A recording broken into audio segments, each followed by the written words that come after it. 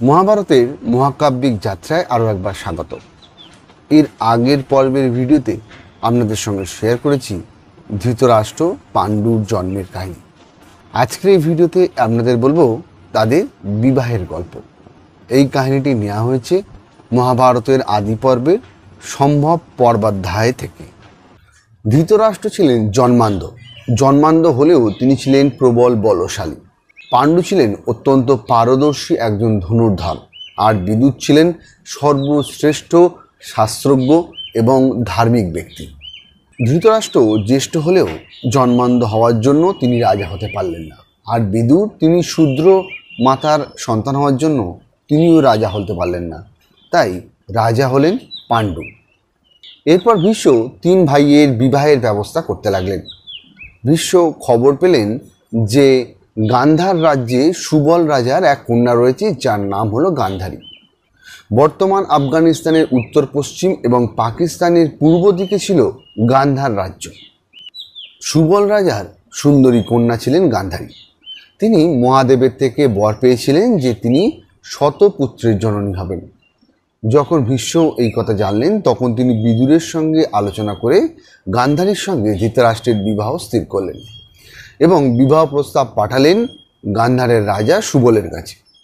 অন্ধ জেনে রাজা সুবল প্রথমে ধৃতরাষ্ট্রের সঙ্গে তিনি তার কন্যার বিবাহ দিতে চাইছিলেন না, কিন্তু কুরু বংশের আভিজাত্য এবং হস্তিনাপুর সাম্রাজ্যের শক্তি, তাদের ঐশ্বর্য, সেনাবলের কথা ভেবে অবশেষে তিনি এই বিবাহে সম্মতি দিলেন।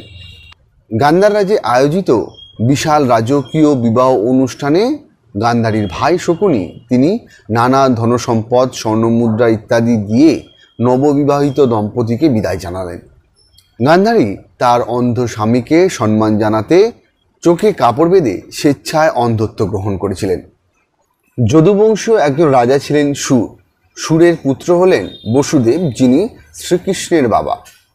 বসুদেবের একজন বোন ছিলেন যার নাম হলো পৃথা। তিনি সম্পর্কে কৃষ্ণের পিসি ছিলেন। রাজা সুরের পিসির ছেলে ছিলেন অবন্তীনগরের রাজা কুন্তিভোজ। এই অবন্তীনগরটি বর্তমান মধ্যপ্রদেশের উজ্জয়িনী নগরীতে ছিল।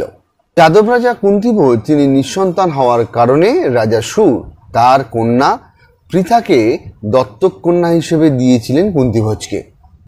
কুন্তিভোজের পালিতা কন্যা হওয়ার কারণে পৃথার নাম হয় কুন্তি। রাজা কুন্তিভোজ তিনি পৃথার জন্য স্বয়ম্বর সভা আয়োজন করেছিলেন।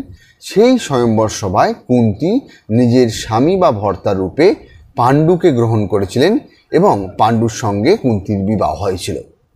বর্তমান পাকিস্তানের পাঞ্জাব অংশ অর্থাৎ লাহোর, শিয়ালকোট অংশ তখনকার দিনে মদ্র রাজ্য নামে পরিচিত ছিল।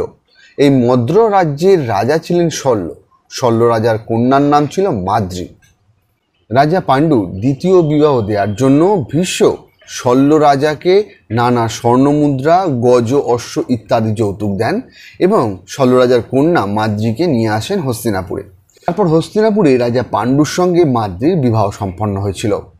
যদুবংশীয় আর একজন রাজা ছিলেন যার নাম ছিল দেবক। তিনি কৃষ্ণের গর্ভধারিণী মা দেবকীর বাবা এবং কংসের বাবা উগ্রসেনের ভাই।